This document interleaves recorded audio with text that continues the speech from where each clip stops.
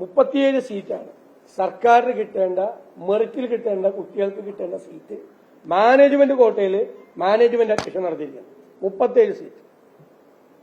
ഞാൻ ഇതിനു മുമ്പൊരു കത്ത് മുഖ്യമന്ത്രിക്ക് കൊടുത്തിരുന്നു, ഈ പ്രവേശനത്തിലുള്ള പ്രശ്നങ്ങൾ പരിഹരിക്കണമെന്ന് പറഞ്ഞു. പക്ഷേ ഈ 2 കോളേജുകളിലാണ് ചെയ്തിരിക്കുന്നത്.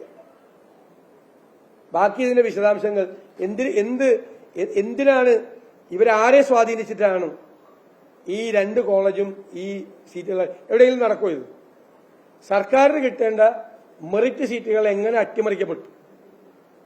37 കുട്ടികൾക്കാണ്, സാധാരണക്കാരായ കുട്ടികൾക്കാണ് മെറിറ്റിൽ അഡ്മിഷൻ കിട്ടേണ്ടത്. 37 സീറ്റ്. എന്തൊക്കെയാണ് ഈ മാനേജ്മെന്റ് CPM-ന് വേണ്ടി പകരം ചെയ്തു കൊടുത്തത്? നിങ്ങൾ കൂടി അന്വേഷിക്കും.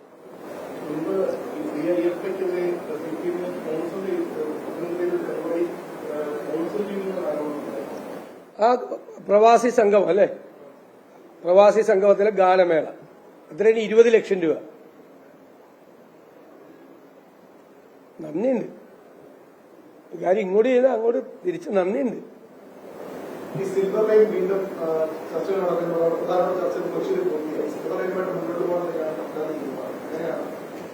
ഞങ്ങൾ നേരത്തെ തന്നെ ഡിക്ലെയർ ചെയ്തിട്ടുണ്ട്, കേന്ദ്ര സർക്കാരിന്റെ അനുമതി വാങ്ങിച്ചു കൊണ്ടുവന്നാലും കേരളത്തിൽ സിൽവർ ലൈൻ പദ്ധതി നടപ്പാക്കാൻ സമ്മതിക്കില്ല.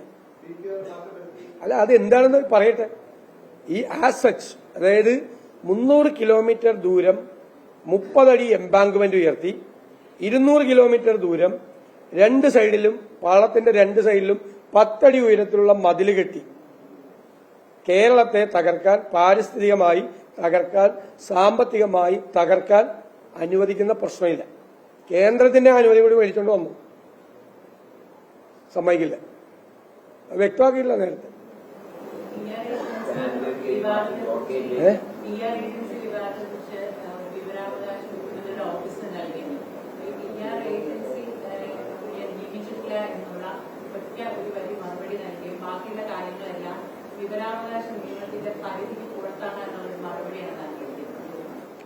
അപ്പൊ പിന്നെ മുഖ്യമന്ത്രി ഡൽഹിയിലെ ഹിന്ദുവിന്റെ ഇന്റർവ്യൂ ആണ് അല്ലെ? മുഖ്യമന്ത്രി കൊടുക്കാത്ത കാര്യം ആരാണ് പിന്നെ എഴുതി മുഖ്യമന്ത്രിയുടെ പേരിൽ കൊടുത്തത്? ഞങ്ങൾ നിയമസഭയിൽ ചോദിച്ചതുപോലെ അവർക്കെതിരായി കേസ് കൊടുക്കാൻ മുഖ്യമന്ത്രിക്ക് ധൈര്യമുണ്ട്. ഞാൻ പറഞ്ഞല്ലോ, ഇത് എഴുതി കൊടുത്ത ആളെ ഒന്ന് ഫോണിൽ വിളിച്ച് പട്ടിൽ പൊതിഞ്ഞൊരു ശകാരം പോലും നടത്തിയില്ല മുഖ്യമന്ത്രി. നടത്തിയോ? നടത്തിയില്ല, വിളിച്ചിട്ടില്ല എന്ന് പറയാം മുഖ്യമന്ത്രി. ഇപ്പൊ ഞാൻ പത്രസമ്മേളനം നടത്തുന്നു, ഞാൻ പറയാത്ത ഒരു കാര്യം ആരെങ്കിലും നിങ്ങൾക്ക് എഴുതി തന്നാൽ ഞാൻ അവർക്കെതിരെ കേസ് കൊടുക്കില്ലേ? മുഖ്യമന്ത്രി പറയുന്നു ഞാൻ പറഞ്ഞ കാര്യമല്ല വന്നത്. ഹിന്ദു പത്രം പറയുന്നു മുഖ്യമന്ത്രിക്ക് വേണ്ടി ഇന്റർവ്യൂ ബുക്ക് ചെയ്ത PR ഏജൻസിയാണ് ഇത് എഴുതി തന്നത്, അതുകൊണ്ടാണ് ഞങ്ങൾ കൊടുത്തത്. ആ PR ഏജൻസിയുടെ ചുമതലയിൽപ്പെട്ട 2 പേർ മുഖ്യമന്ത്രി ഹിന്ദു പത്രത്തിന്റെ റിപ്പോർട്ടറുമായി ഇന്റർവ്യൂ നടത്തുമ്പോൾ മുഖ്യമന്ത്രിയുടെ അരികിലുണ്ടായിരുന്നു.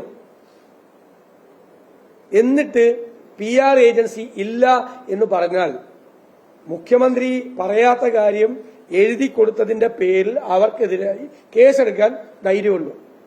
കേസെടുക്കുന്നില്ല എന്ന് പറഞ്ഞാൽ അതിന്റെ അർത്ഥം മുഖ്യമന്ത്രിയുടെ അറിവോടുകൂടിയാണ്. മനസ്സിലായില്ലേ? സെപ്റ്റംബർ 13-ാം തീയതി അതിനു മുമ്പ് തന്നെ ഈ PR ഏജൻസി ഡൽഹിയിലെ നാഷണൽ പത്രങ്ങളിലെല്ലാം ഇതേ വാർത്ത കൊടുത്തിരുന്നു.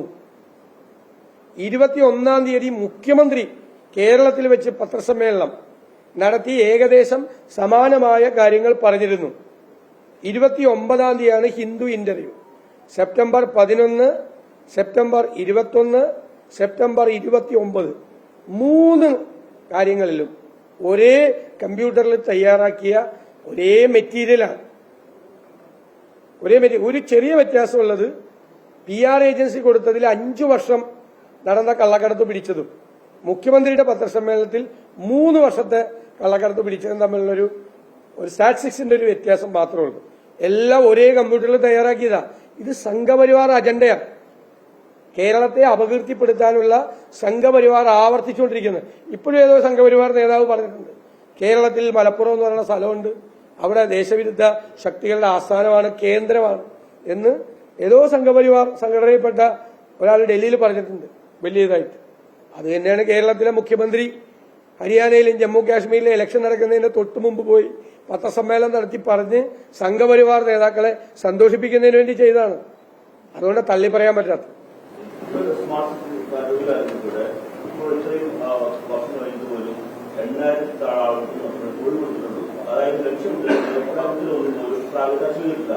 പ്രതിപക്ഷത്തിന്റെ താല്പര്യമാണ്. അതായത് ഈ പദ്ധതി മുന്നോട്ട് പോകണം, പ്രശ്നം പരിഹരിക്കുന്നതാണോ?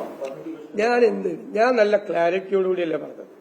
എന്തുകൊണ്ടാണ് ഇത്രയും വലിയൊരു പദ്ധതി ഇപ്പോൾ വഴിയിൽ ഉപേക്ഷിച്ചു പോകുന്നത്? ഒന്ന്, കാരണം പറയണം.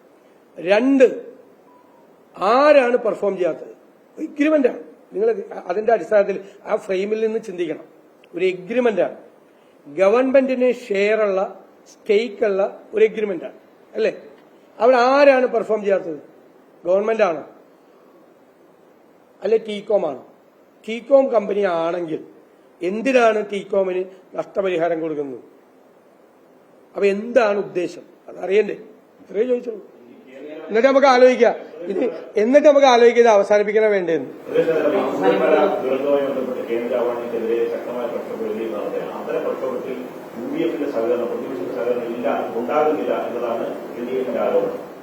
ഇന്നലെ പ്രിയങ്ക ഈ കേന്ദ്ര അവഗണനയ്ക്കെതിരായി ആദ്യം സംസാരിച്ചത് കേരളത്തിലെ പ്രതിപക്ഷമാണ്. വേറെ നോക്കിക്കോ, റെക്കോർഡ്സ് എടുത്ത് നോക്കിക്കോ. ആദ്യം ഞങ്ങളാ സംസാരിച്ചത്, ഞങ്ങളാ പറഞ്ഞത് കേന്ദ്ര അവഗണനയ്ക്കെതിരെ. മുഖ്യമന്ത്രി സൈലന്റ് ആയിരുന്നു, ഒന്നും പറഞ്ഞില്ല ആ സമയത്ത്. ഞങ്ങളാണ് ആദ്യം പറഞ്ഞത് ഇത്രയും ദിവസമായിട്ട് ഒരു രൂപ തന്നില്ല. ഇന്നലെയും ശ്രീമതി പ്രിയങ്ക ഗാന്ധിയുടെ നേതൃത്വത്തിൽ അമിത്ഷായെ പോയി കണ്ട് വീണ്ടും ആവശ്യപ്പെട്ടത് ഞങ്ങളാണ്. ഏത് സമരമാണ് നടത്തുന്നത്? LDF അല്ല CPM? എന്താ? ഞാൻ അറിഞ്ഞില്ലേ?